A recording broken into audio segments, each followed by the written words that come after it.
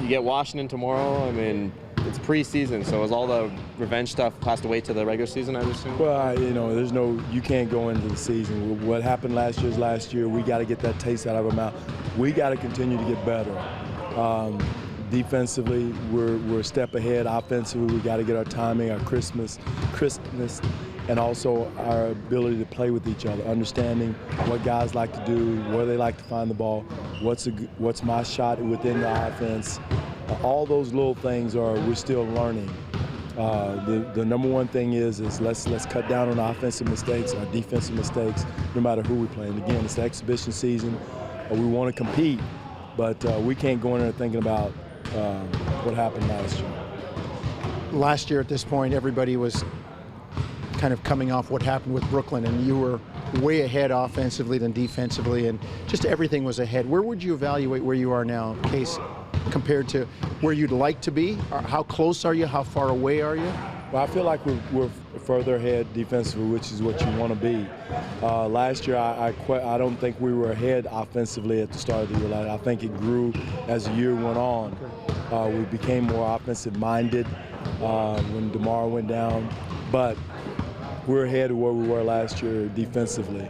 I like where we are. We still have some kinks to special situations we got to learn and to continue to work on that we've been doing. So I would put our defense ahead of our offense. How would you evaluate what you guys have done as a coaching staff? Again, I'm thinking about last year training camp. Guys came back motivated.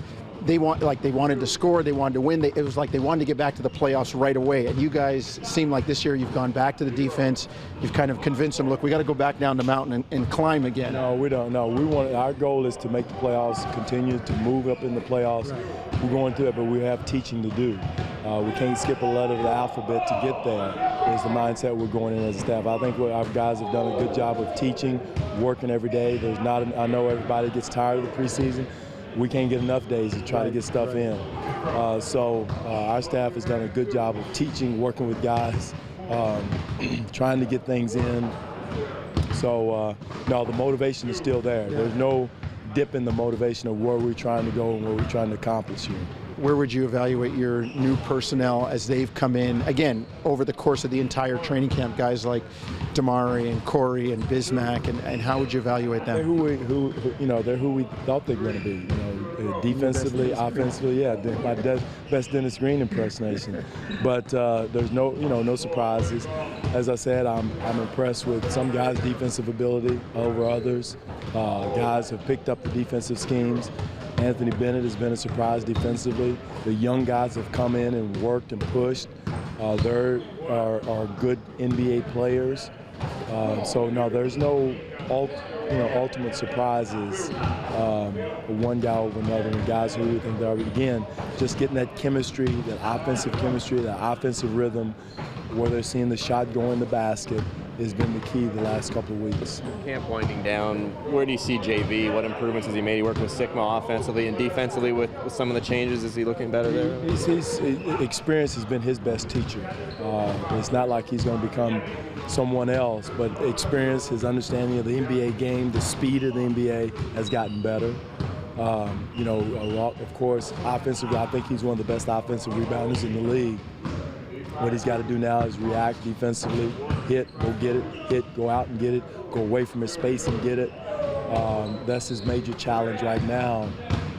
But JV is not the same JV as last year, just because he's a year older, year wiser, another year in the NBA, so there's nothing new to him. And he's gotten better at seeing and recognizing situations like any other young player is going to go through in this league. How do you feel about your front court at this point and then that number 4 spot? It's still, it's a lot of good. Each player brings something good to the table. Pat brings his three-point shooting. Scola brings his experience and knowledge. AB brings his athletic ability, youthfulness, his defense. James Johnson brings a lot, athleticism, strength, driving the ball.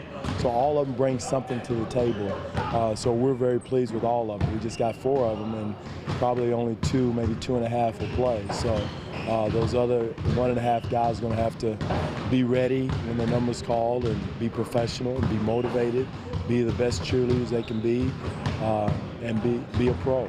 In terms of the guys that you use and the minutes that you give them, is it going to be close to a regular season look tomorrow night? We'll see. We'll see. I'm not going to put my commit to anything right now because we'll just see how it goes. With the four, is there a chance you would rotate on a game matchup basis, or would you rather have two set groups? Really, I mean. No, we're not going to joke people around like that. We're going to keep a set rotation. Guys know when they're going in, what situation is going to go in. The minutes may change a little bit according to the matchups in those situations. We'll hold that card, Ryan, but not going to jerk guys in out game to game and mess up their rhythm that way.